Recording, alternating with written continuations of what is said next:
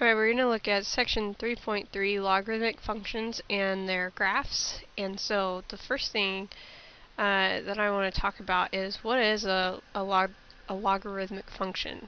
Or in other words, like, why do logarithmic functions exist? So let's look at this function y equals 2 to the x. We've been doing stuff with this function, this type of function, where we have a base number to the x power.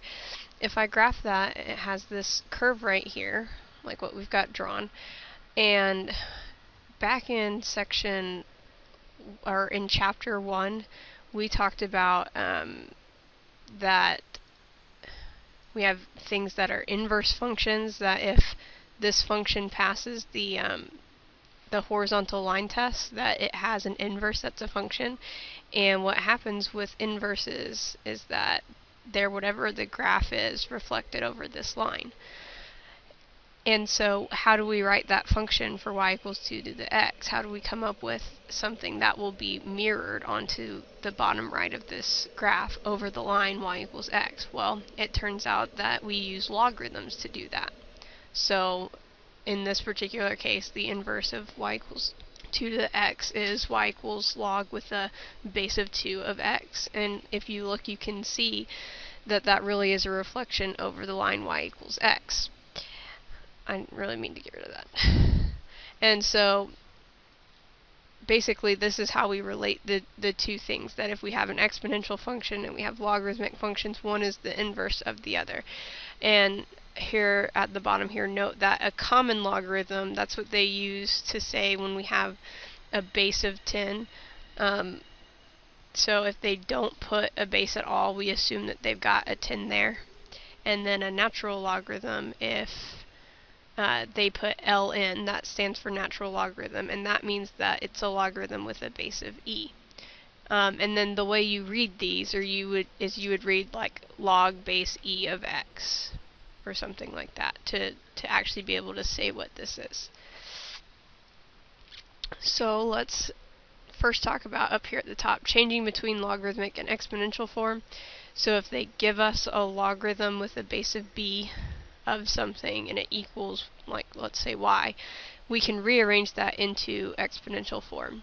So whatever the little number is, the base, that becomes the base of our exponential function, and then we go around to the other side. So like, here's what you do. You start with the base and you write this number, whatever's there, and then you go in like a circle. Then you go to this side and you write this is the exponent, and then you come back around to this, it equals what that is. Okay, so like, let's look at, on this example, we're evaluating the logarithmic expression without using a calculator. To do that, we're going to write it in exponential form. So the first thing we need to do is put equals something. It doesn't matter what you want it to equal. You can make it equal y or x or whatever. So we want to start off by rearranging this. So we write the 6 first. That's the base of the logarithm, so that's going to be our base.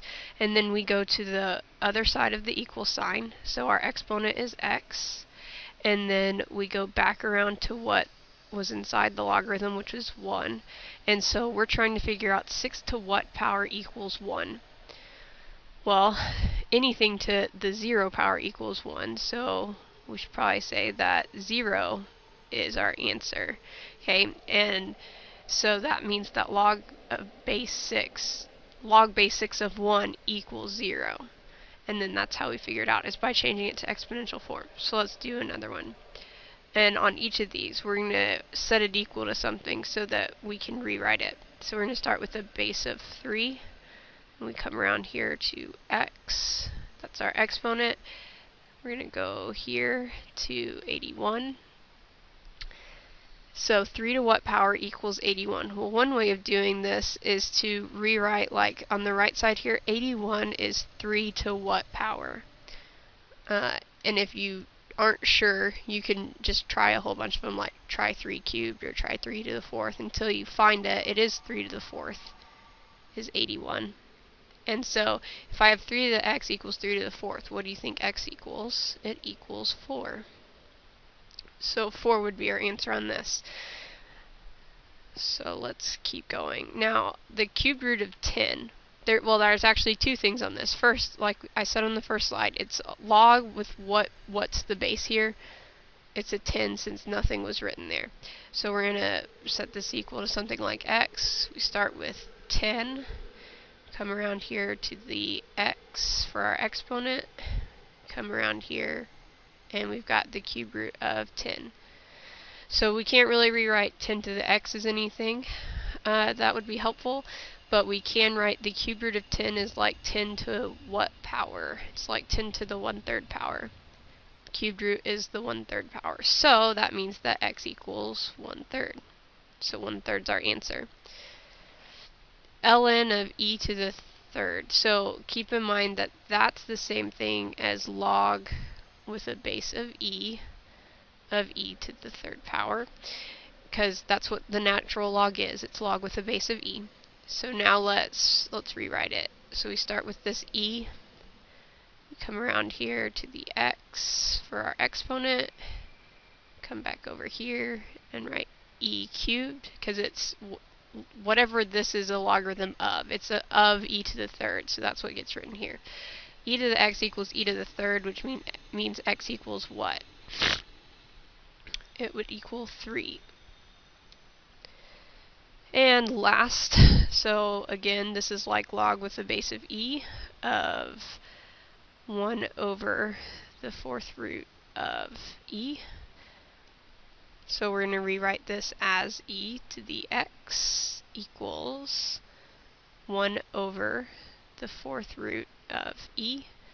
So obviously we're going to want to rewrite the right side. So the 4th root of e is e to the 1/4 power.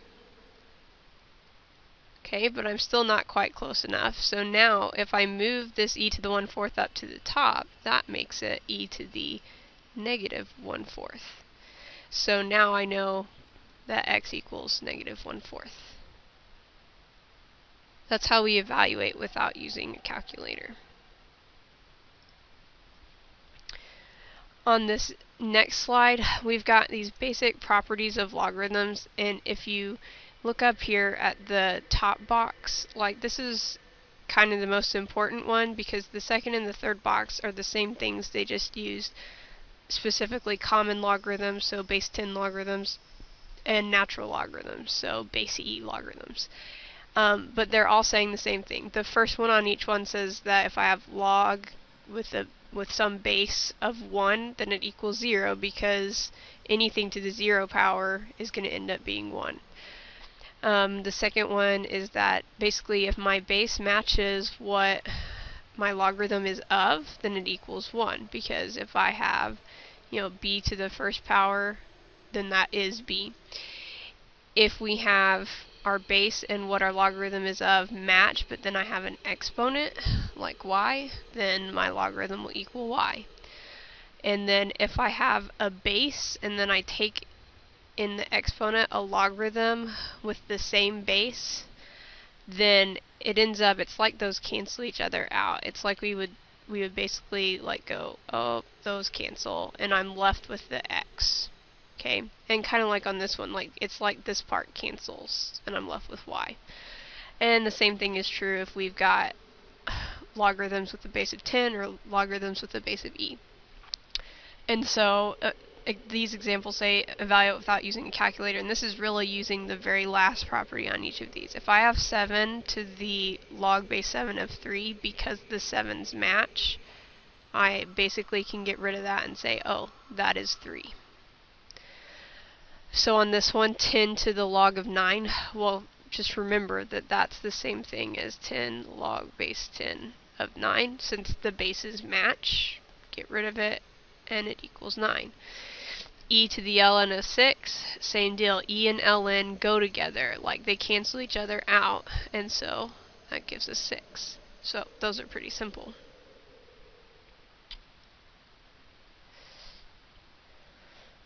Alright, on this example at the top it says use a calculator to evaluate the logarithmic expression if it is defined, and check your result by evaluating the corresponding exponential expression. So on your calculator there's two buttons that we're going to use here. One of them is the log button on the left side, kind of close to the middle. we're just going to type in here log of 9.43. Notice it didn't give me a base option whenever I just pressed the log button, and so this is actually that button on your calculator automatically does a common logarithm, a logarithm with base 10, and that's what it's asking us for, so that all works out.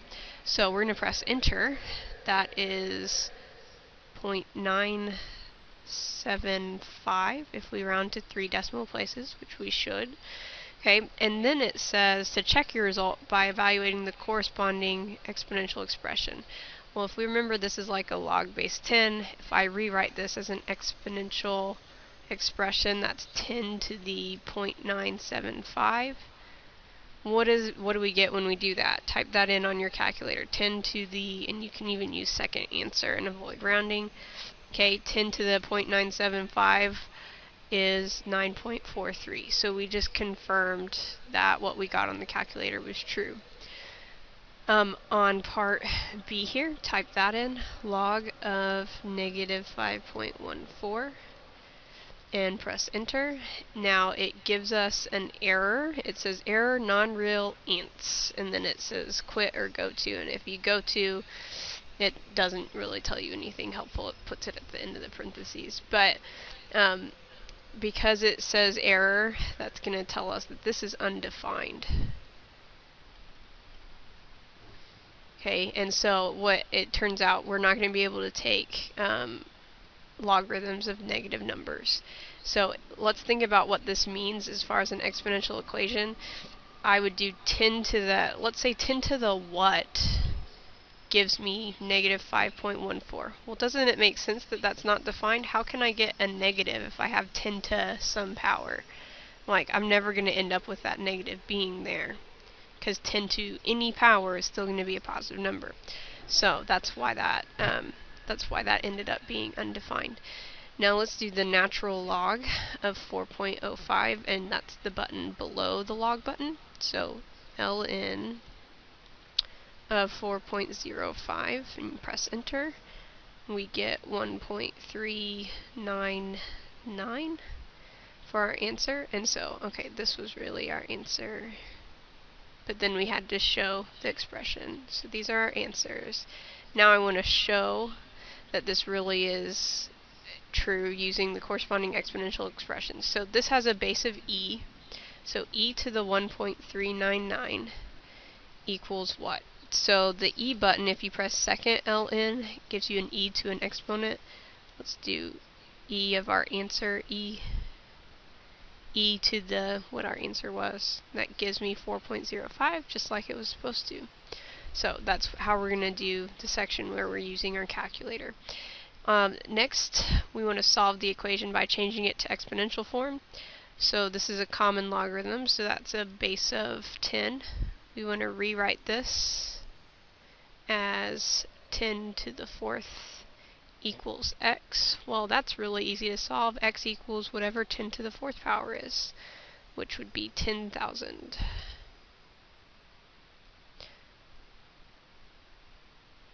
And then let's do this one. So base 10, 10 to the negative 1 equals x. What is 10 to the negative 1st power? It would be like 1 over 10 to the 1st power, or 1/10.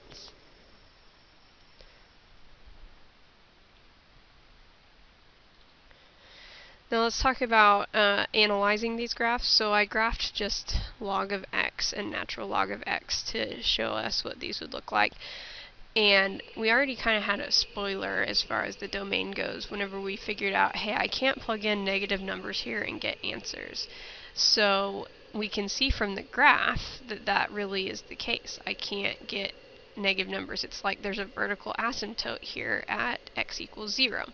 So our domain is going to be from 0 to positive infinity.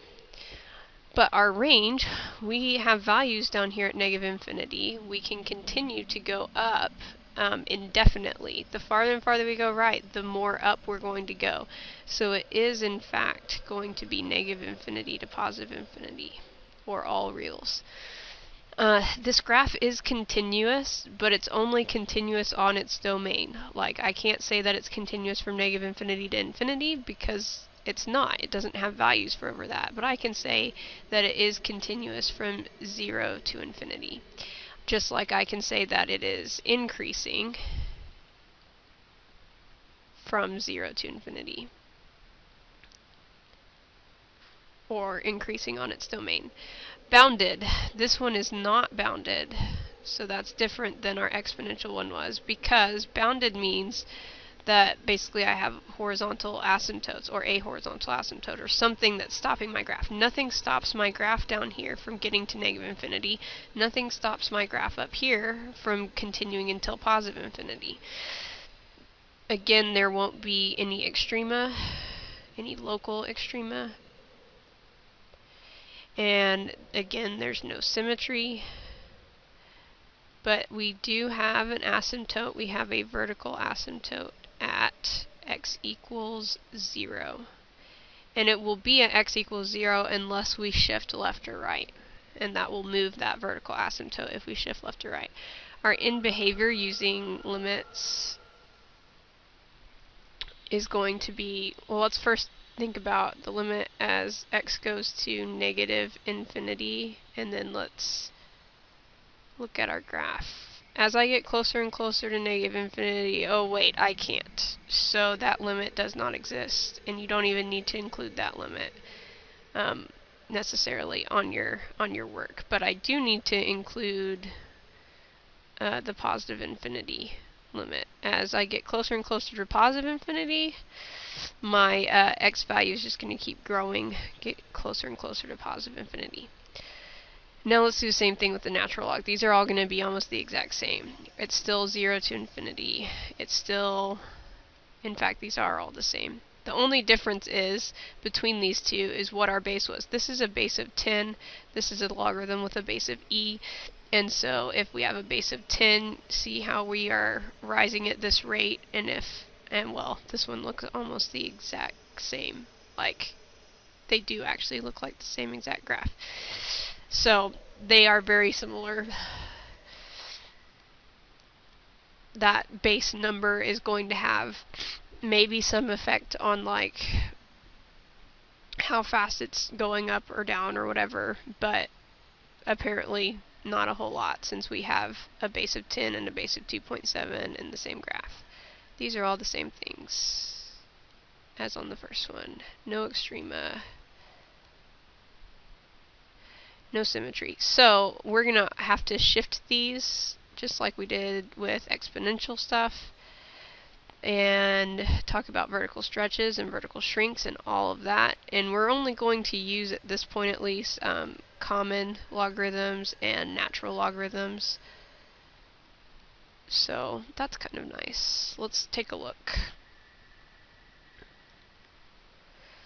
So on the top here, describe how to transform the graph of y equals ln of x into the graph of the given function. Sketch the graph by hand and support your sketch with a graphing calculator. So our transformation here on the natural logarithm is this plus 2 on the outside is a shift up of 2. Because when we add stuff on the outside, we're shifting up or down, and since we're adding, then that's up 2. If I make x negative, that means I'm reflecting over the y-axis. And you always, if you're following the transformation rules correctly, you want to do that reflection last. What's closest to the x ends up being done last. So if we remember from the previous slide what our graph looked like, kind of the most important point on both of these was that we went through the point 1, 0. So if I shift up 2 and then I reflect over the y-axis, so up 2, that would be like up here, but I'm reflecting over the y-axis, so that's actually going to end up being here. I didn't move left or right, so my vertical asymptote would be at 0, at x equals 0.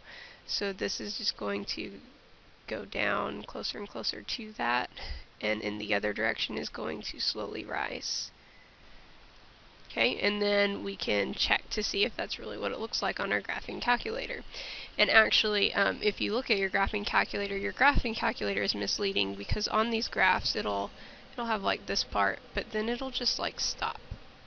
but it doesn't really stop. It really keeps going. Like, it gets closer and closer to that asymptote. So make sure that you realize that that's what's happening. The natural log here of 5 minus x. So think of this like negative x plus 5. They just wrote it the other way around to try to trick you, but don't let that happen. If I'm adding 5 on the inside of a parentheses, then that means I'm going left or right, and I'm going the opposite of the way I would think. Like, a plus 5 is actually left 5. And then this negative in front of x means I'm reflecting over the y-axis. Now, this is a tricky situation because it matters what order you do this in. If this is the way we're going to describe our transformation, we have to go left 5 and then reflect over the y-axis. We can't do it the other way around and end up with the same thing. So this is where left 5 is. This is where my point would have been, is through the x-axis at negative 5, but I'm reflecting it over the y-axis, so it's actually going to be over here. Okay, and if I had moved it left 5, I would have ended up with basically my graph being like this, right? But I'm reflecting it over the y-axis, so this graph is going to go this way. And my asymptote would be at x equals 6. So this is not really the graph. That was the graph of just if I had shifted it over 5. But since I also reflected it over the y-axis, that's my graph. Now, if I'm using common logarithms, same thing is going to happen.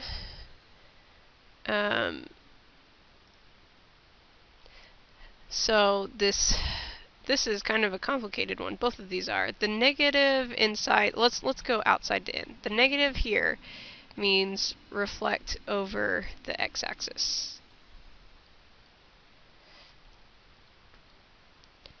Okay, the 2 means I have a vertical stretch of 2, because it's a 2 on the outside. And then the negative on the inside means to reflect over the y-axis. We're going to do it in that order. Okay, so normally we would go through at this point, and so we're reflecting over the x-axis. Well, that's not going to change where that point is. It's still going to be on the x-axis. And stretching it by 2, that's not going to change it. Now when I reflect over our y-axis, that's going to move the point over here. Okay, then normally we would go up and to the right. Okay, and so if I reflect that over the x-axis, that normally I'm doing this, then that means I'm doing this. I'm going down and to the right now because I'm reflecting over the y-axis. So, like this. And I'm vertically stretching 2, so that means it's going to go up faster than normal. And then I want to reflect over the y-axis, so that's going to be like something that looks like this. And then it's just going to continue this direction to get closer and closer to where our asymptote is at x equals 0. Okay, so there's our graph there. And last, we want to do a lot of stuff here. We're reflecting over the x-axis. I'm going to abbreviate. We are vertically stretching by 3. And then we are also, if we look at what's outside, we're going up 1.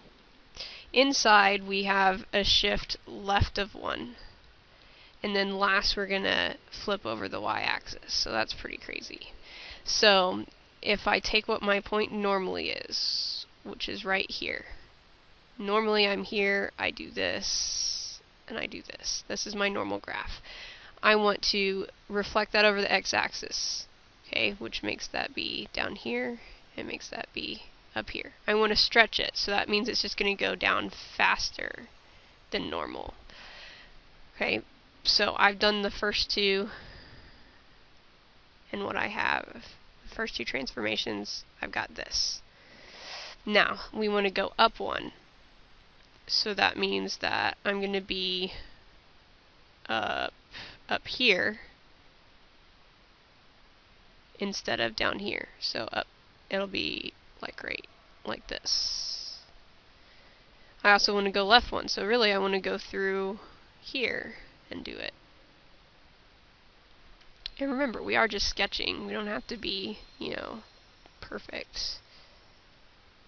Okay, so I just moved it up and left, and now I want to flip it over the y-axis. So let's flip it over the y-axis, which is this one. So that means instead, I'm still going to have that point there, but then it's going to go up toward my asymptote that direction, and it's going to go this way on that one. Okay, and that's all there is to 3.3.